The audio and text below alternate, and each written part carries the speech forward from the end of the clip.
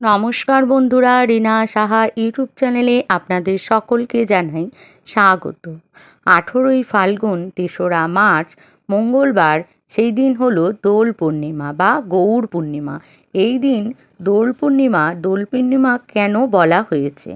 ভগবান শ্রীহরি অর্থাৎ গৌরহরির জন্মতিথি, গৌরহরির আবির্ভাব তিথি, শ্রী শ্রীকৃষ্ণের দোলযাত্রা। এই দিনকে গৌর পূর্ণিমা বলা হয়েছে।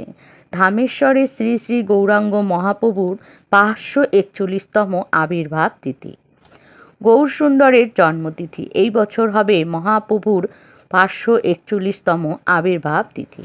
পূর্ণিমা তিথি কখন লাগছে? 2026 সালে হোলি বা দোল পূর্ণিমা বিশেষ মহা জাগতিক পরিস্থিতি হতে চলেছে। 2026 সালে বাংলার 1432 বঙ্গাব্দে দোল পূর্ণিমা পালিত হবে 3রা মার্চ 2026, বাংলার 18ই ফাল্গুন 1432 মঙ্গলবার। ফাল্গুন মাসের পূর্ণিমা অর্থাৎ দোল পূর্ণিমা তিথি শুরু হবে 2রা মার্চ 2026, বাংলার 17ই ফাল্গুন 1432 সোমবার সন্ধে 5:56 থেকে। দোল পূর্ণিমা তিথি সমাপ্ত হবে 3রা মার্চ 2026, বাংলার 18ই ফাল্গুন 1432 মঙ্গলবার। দোল পূর্ণিমার দিন নিশি পালন করা হবে 2রা মার্চ 2026, বাংলার 17ই ফাল্গুন 1432 সোমবার।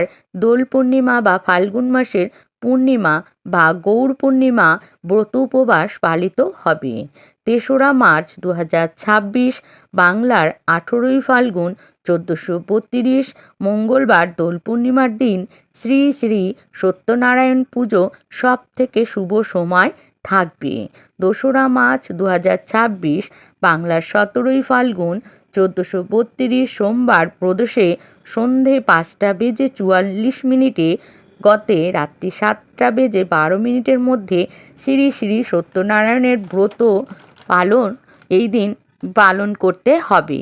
এই দিন গঙ্গা স্নান ও দানের সময় হলো 3রা মার্চ 2026, বাংলার 18ই ফাল্গুন 1432 মঙ্গলবার। সূর্যোদয় থেকে অপরাহ্ন 4:59 মধ্যে গঙ্গা স্নান দানাদি করতে হবে। এই বছর 1432 বঙ্গাব্দে দোল পূর্ণিমার আগের দিন হোলিকা দাহন বা ন্যাড়া পোড়ার সময়সূচি থাকছে 2রা মার্চ সোমবার ফাল্গুন পূর্ণিমা অনুষ্ঠিত হবে। শুভক্ষণ অনুসারে হোলিকা দাহনের সবচেয়ে উপযুক্ত সময় হল সন্ধে 6:22 থেকে, অর্থাৎ ন্যাড়া পোড়ার সব থেকে শুভ সময় 6:22 থেকে রাত 10:50 মধ্যে। এই বছর দোল পূর্ণিমার দিন হতে চলেছে পূর্ণগ্রাস চন্দ্রগ্রহণ। এই বছরের প্রথম পূর্ণগ্রাস চন্দ্রগ্রহণ সময়সূচি অর্থাৎ কবে পড়েছে? এই বছর পূর্ণগ্রাস চন্দ্রগ্রহণ পালিত হবে 3রা মার্চ 2026, বাংলার 18ই ফাল্গুন 1432 মঙ্গলবার। অর্থাৎ দোল পূর্ণিমার দিন এই গ্রহণ ভারত এবং বাংলাদেশ থেকে দেখতে পাওয়া যাবে। সুতরাং এর সূতককাল ও ধার্য হবে ভারত বাংলাদেশ ছাড়া অস্ট্রেলিয়া, উত্তর ও দক্ষিণ আমেরিকা থেকে এই গ্রহণ দেখা যাবে। গ্রহণ আরম্ভ হবে দিবা 3:20 অর্থাৎ দুপুরবেলা 3:20। পূর্ণগ্রাস আরম্ভ হবে 4:34। গ্রহণের মধ্যকাল হবে 5:05 এবং পূর্ণগ্রাসের সমাপ্ত হবে সন্ধে 5:33। গ্রহণ মুখ্য অর্থাৎ সমাপ্তি হবে রাত্রি 6:48। গ্রহণের স্থিতিকাল 3:28। বন্ধুরা, পূর্ণিমার পুজো সকলকে বাড়িতে দেওয়া উচিত। লাল আবির সবার প্রথমে এনে ভগবান গণেশকে নিবেদন করবেন, তারপর ভগবান শ্রীকৃষ্ণের চরণে দেবেন এবং গালে দেবেন। তারপর রাধা রানীকে চরণেও গালে দেবেন। তারপর বন্ধুরা আপনারা ভগবান শ্রীকৃষ্ণ এবং লাড্ডু গোপালেরও গালে দেবেন এবং তাদেরকে রং দেওয়া হয়ে গেলে পরিষ্কার পরিচ্ছন্ন করে তাদেরকে তাদের আসনে বসিয়ে দেবেন। ভগবান শ্রীকৃষ্ণকে লাড্ডু গোপালকে মালপোয়া ভোগ নিবেদন করবেন। রাধা মাধবকে তুলসী পত্র দিয়ে নিবেদন করবেন। এই দিন মায়েরা অন্ন খাবেন না। এই দিন ঠাকুরকে যে ভোগ নিবেদন করবেন সেই ভোগই গ্রহণ করবেন। এদিন পূর্ণগ্রাস চন্দ্রগ্রহণ ভারতে দেখা যাবে। বন্ধুরা, গ্রহণ চলাকালীন সময় খোলা আকাশের নিচে দাঁড়াবেন না। যারা অসুস্থ তারা তো দাঁড়াবেনই না, বিজ্ঞানসম্মতভাবে বলা হয়েছে। কারণ এই সময় প্রকৃতিতে নেগেটিভ এনার্জি চারিপাশে ছড়িয়ে থাকে। এর কারণে এই সময়ে বাইরে ঘুরে বেড়াবেন না। গর্ভবতী মহিলারা কখনো খোলা আকাশের নিচে যাবেন না। গ্রহণের সময় কোনো জিনিস কিন্তু কাটাকাটি করবেন না, কোনো ধারালো জিনিস ব্যবহার করবেন না, সেলাই করবেন না। 1 ঘন্টা তোমরা মলমূত্র ত্যাগ করবে না এবং যারা পারবে না তারা করবে। তার আগে গ্রহণ লাগার আগে যা কিছু করার তা করে নেবে এবং গ্রহণ চলাকালীন সময় চুপ করে সোজা হয়ে শুয়ে থাকবেন। কোনো কিছু খাওয়াও যাবে না। গ্রহণ ছেড়ে গেলে স্নান করতে হয়। যারা পারবেন না তারা ভয় পাবেন না, একটু গঙ্গার জল মাথায় ছিটিয়ে নেবেন। তবে তারপরে পরিষ্কার পরিচ্ছন্ন বস্ত্র পরিধান করে নেবেন। তারপর সন্ধে প্রদীপ দেবেন গ্রহণ ছেড়ে গেলে।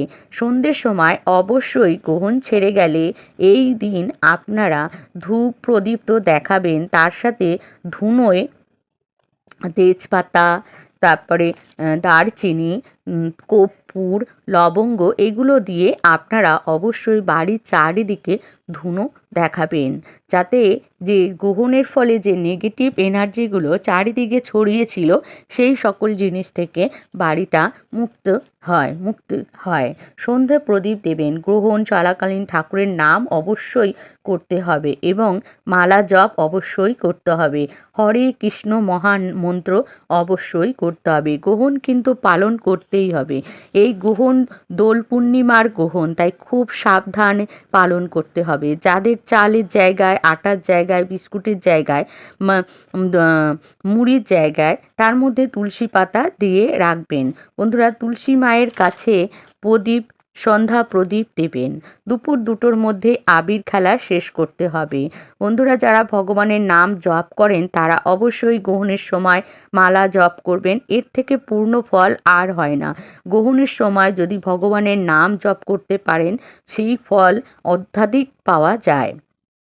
যাদের মালা আছে তারা মালায় হরে কৃষ্ণ কৃষ্ণ কৃষ্ণ হরে হরে, হরে রাম রাম রাম হরে হরে এই মন্ত্র মালায় জপ করবেন 108 বার, বা যতক্ষণ গ্রহণ চলছে আপনারা জপ করে যাবেন।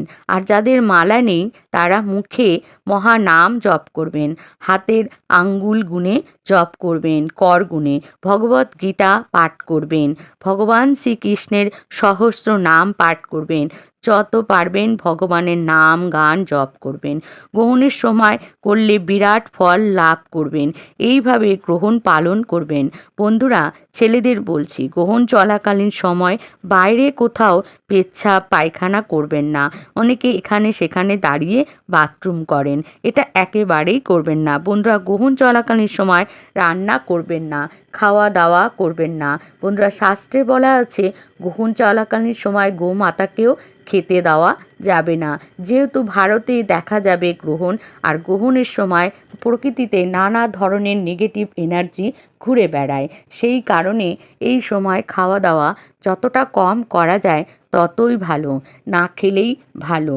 কারণ এই সময় রোগ জীবাণু বাড়ির চারিপাশে ঘুরে বেড়ায়। তাই বন্ধুরা, গ্রহণের সময় নিজেদেরকে যতটা সম্ভব বাড়ির ভেতরেই রাখার চেষ্টা করবেন। এই দোল পূর্ণিমার দিন কোনোভাবেই নখ, দাড়ি, চুল এগুলো কাটবেন না। গ্রহণের দিন অবশ্যই আপনারা নিরামিষ আহার গ্রহণ করবেন, ভগবানকে ভোগ নিবেদন করবেন এবং সেই আহার আপনারা গ্রহণ করবেন। এই দিন যতটা সম্ভব ভালোভাবে চলাফেরা করার চেষ্টা করবেন। গ্রহণ লেগে গেলে কোনোভাবেই বাইরে থাকার চেষ্টা করবেন না। যতটা সম্ভব তাড়াতাড়ি বাড়িতে পৌঁছে যাওয়ার চেষ্টা করবেন। গ্রহণের সময় গ্রহণ শেষ হয়ে গেলে ঘর দুয়ার চারিদিকে গঙ্গার জল ছিটিয়ে দেবেন এবং ধুনো দেবেন, ধূপ প্রদীপ দেখাবেন চারিদিকে। গ্রহণের সময় যত সম্ভব ভগবানের নাম গান জপ করবেন। ভগবান শ্রীকৃষ্ণের, শিব ঠাকুরের সবার নাম আপনারা আপনাদের মতন করে জপ করবেন। বন্ধুরা, আজকের ভিডিওটি আমি এখানেই শেষ করছি। যদি আমার ভিডিওটি ভালো লাগে তাহলে লাইক করবেন এবং শেয়ার করবেন। আমার চ্যানেলটি সাবস্ক্রাইব করে দেবেন। যারা আমার চ্যানেলটি আগেই সাবস্ক্রাইব করেছেন তাদেরকে জানাই অসংখ্য অসংখ্য ধন্যবাদ। আশা করছি ভগবানের আশীর্বাদে আপনারা সকলেই ভালো আছেন এবং সুস্থ আছেন। আরেকটি নতুন ভিডিওর সাথে আবার আপনাদের সঙ্গে দেখা হবে।